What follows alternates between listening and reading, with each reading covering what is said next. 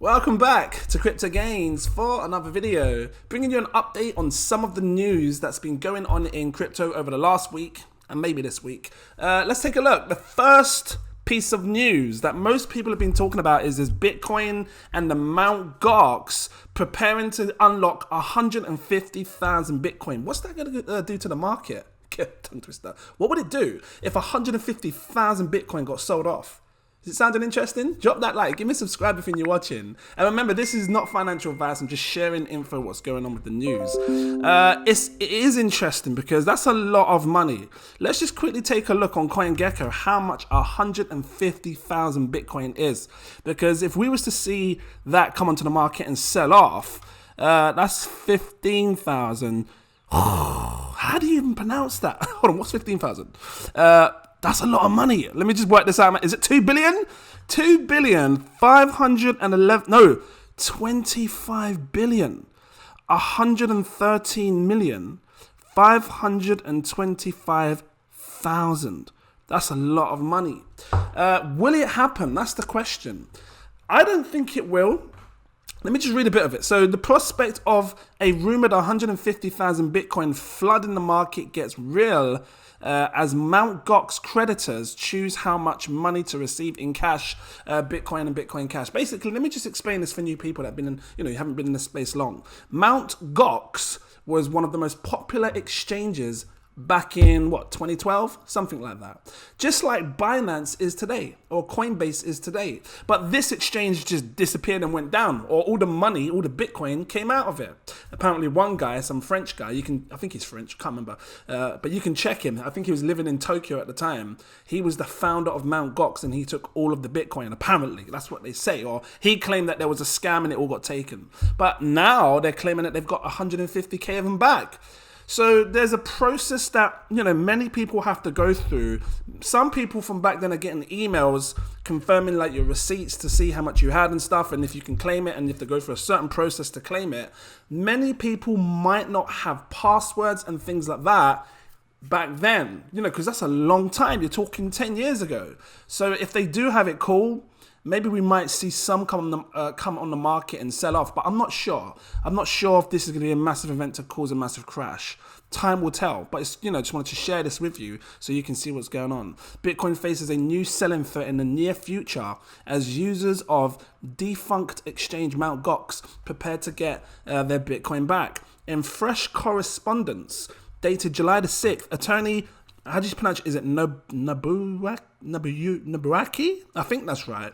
Appointed trustee in the Mt. Gox rehabilitation process confirmed that he was preparing to make repayments to accountant holders. This one will be interesting. I'm going to have to sit back and see what happens over the next couple of months.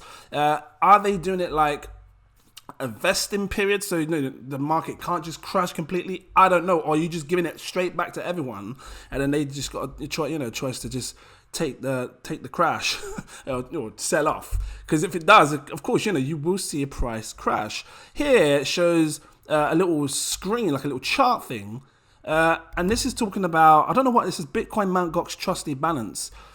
Maybe they're trying to look for some support as to how low it can go. I don't know. What is this? It just looks like a chart and it just shows like an orange line to do with Mt. Gox. But that's dated back in 2018, so I don't know why it's doing it there.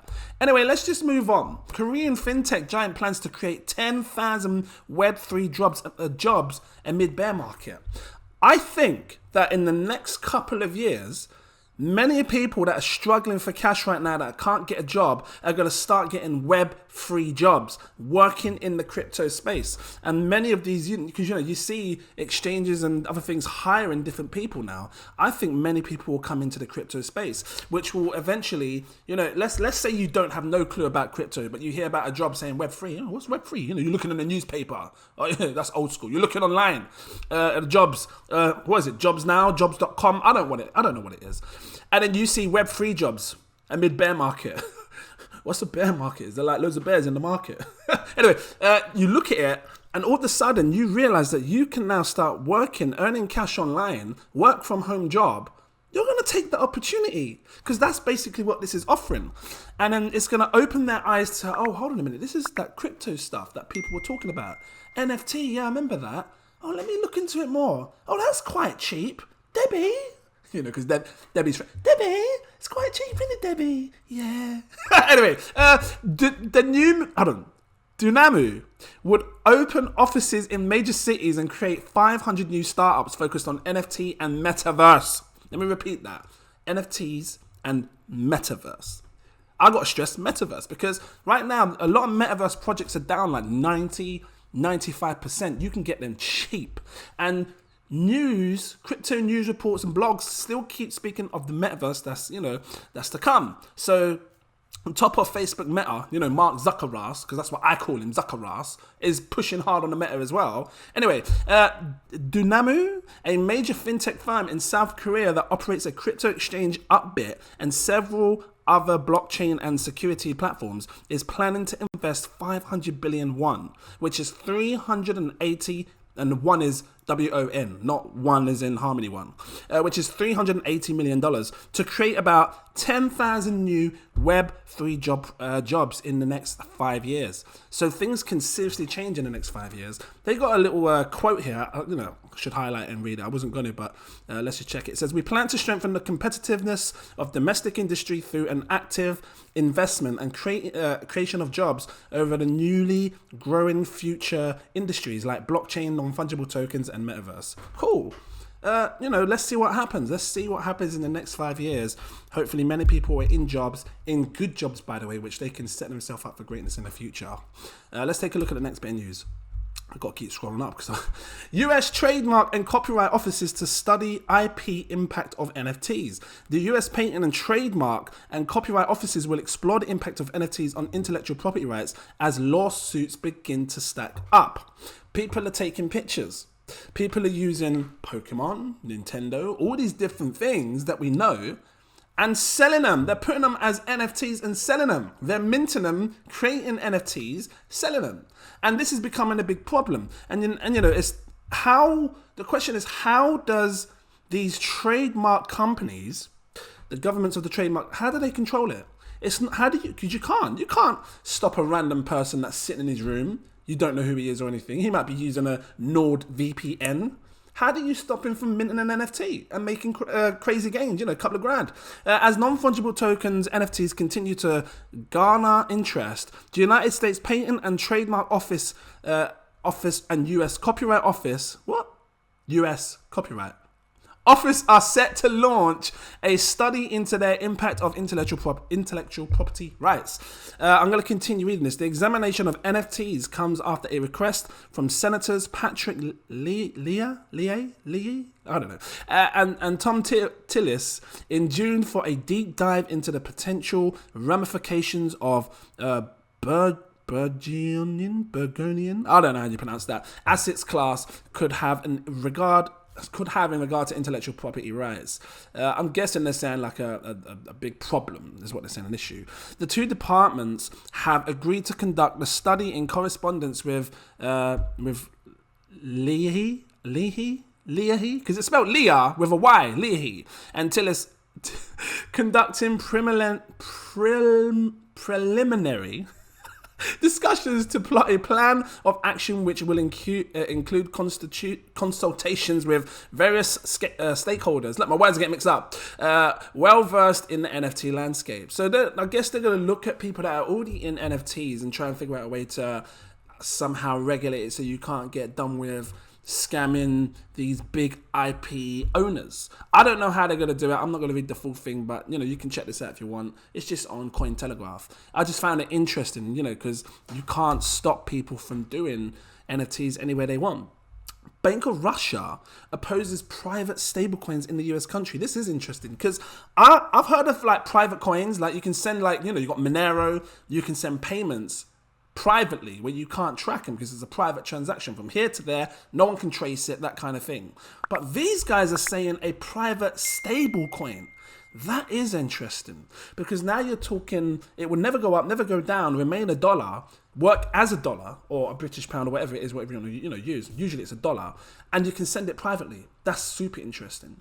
Russia's, or in this sense, I guess it's the ruble. Russia's central bank sees the digital ruble as, because that's their currency, right, as the only technology payment option to support In a fresh episode of the long-standing battle between the Central Bank of Russia, CBR, and the country's Ministry of Finance, representatives of the former have criticized the latter's idea of supporting the stablecoin, or coins, which some private investors have sought to launch in the country. Well, of course, because they don't like the idea of not having control. According to the local media, an unnamed representative of the central bank dismissed talk of Russia-based stablecoins started last week by the Ministry of Finance Director of the Financial Policy Department, Ivan Chebeskov. Is that your name? Ivan Chebeskov. Okay, look, back then, Chebeskov voiced the ministry's support for creating stablecoins tied to assets like the ruble, the gold, oil, and grain. He called it the right path for developing new technology and urged private companies to try this kind of financial tool if they find it necessary. The CBR speaker said that private stablecoins are characterized by higher risks because the pool of underlying assets doesn't belong to the issuer. They also stated that there is no guarantee of redemption at par by the issuer and the price of stablecoin, because it isn't really stable. I suppose, how do you prove that it is stable if it's private? I mean, it'd be good if you can have a stable coin that you can show that it's backed by whatever it is because it has a certain amount in its treasury, but then it has the option to send private transactions. That would be cool. Anyway, I'm just, I find it interesting. I thought I'd share it to you and you can have a look at it as well. Next bit of news. More than 4.7 million stolen on Uniswap fake token phishing attack. And the reason I brought this one up is because it happens and I want to make sure people understand, how to avoid this stuff. Some initially interpreted the hack as an exploit of the Uniswap v3 protocol, but it wasn't. But it was quickly clarified that the result of a phishing campaign. So a phishing attack is usually, you click on a link from somewhere random, it tells you to log in by Facebook, and it looks just like Facebook. It's got the same login, same page and everything, and you put your details in. But really, you're connecting to a phishing website, which is fake. It has nothing to do with Facebook. And then you've just sent all your login details and everything to another person. And this is what's happening in the crypto space. People have obviously gone onto a website that looks just like Uniswap. They probably pressed the button and stuff, but on this website, it's probably linked to someone's wallet where as soon as you click it, it just sends to their wallet. It's a shame, but how to stop things like this, guys? Look at where you're trading your coins. Look at the URL links at the top. If you want to make sure you're definitely using Uniswap or PancakeSwap or anything else, go onto CoinGecko or go into CoinMarketCap and then click the website link that's on those places there, because that's where you're going to get the official places and you won't end up getting done over by clicking these fake website links that try to phish you. A sophisticated phishing campaign targeted liquidity providers, LPs, of the Uniswap v3 protocol. Of Uniswap v3 protocol has been seen attackers make off with at least $4.7 million in ETH. However, the community is reporting the losses could be even greater. MetaMask security researcher Harry Denley was one of the first to raise the alarm bells of the attacker, telling his 13,000 Twitter followers on Monday that 73,000 addresses has been sent malicious ERC20 tokens to steal their assets. Okay, I've seen this before, and you get it a lot on Binance Smart Chain. Sometimes you look in your wallet and you see a random coin that you don't know of, and this is just another version of a phishing, right? You've seen a random coin you don't know, and it's saying you're holding thousands of pounds worth of it. And you're thinking, oh my God, I've got money. And you try to sell it. But when you go to sell it, it has like a fee, and the fee is ridiculously high. That's the scam right there. They're trying to make you pay high fees that go straight to their wallet, and it's just going to continue doing it. You'll never ever get the money. You continue paying high fees. Don't do it. Okay, if you see coins in your wallet that you did not physically buy, in your head you did not go, actually I'm going to buy this coin because I want to invest in it. If you just see random coins, don't try to sell it. Don't waste your money because you're just going to pay high gas fees. You're getting caught up in a phishing scam. Last but not least, It's just interesting. Playboy to launch the first meta mansion in the sandbox. Playboy is set to add its Web3 offerings by launching a meta mansion and will host gaming, social, and programmed events along with the future NFT collectible releases from the firm. That's interesting. Playboy is massive. Do not underestimate Playboy and the whole brand of Playboy, because now that they're getting into the metaverse, it can open up a world of doors for that whole ecosystem. I just thought it was big. It's interesting that they're using Sandbox, but the reason I'm showing you this is because, again, it's talking about Metaverse. Pay attention to what's going on. Right now, people aren't paying attention right now to Metaverse. I keep sharing Metaverse projects on my channel because I think that they're going to blow up again. Sandbox is a great buy. If it falls lower, great. But I just wanted to share that there's stuff going on. Look, according to a Monday announcement, this virtual version of the Playboy Mansion will feature a host of gaming, social, and programmed events, along with future non-fungible tokens. Yeah, I just said that. Iconic and raunchy lifestyle brand Playboy has teamed up with NFT-based metaverse gaming platform The Sandbox to launch its meta mansion. Let me just click this. It best not make all kind of crazy noise. Just want to have a little look, you know. So this is the mansion, yeah. Okay. Just check it out. Yeah, just come on in. You've got sexy women, all kind of places, pixelated. Just give me a VIP pass, okay? See, and then, okay, yeah. I don't know if this you can hear me because sometimes the voice overrides, but cool. Looks Playboy bunny just sitting there chilling, all pixelated. Look, this just even more tells me that the Sandbox is gonna dominate this space.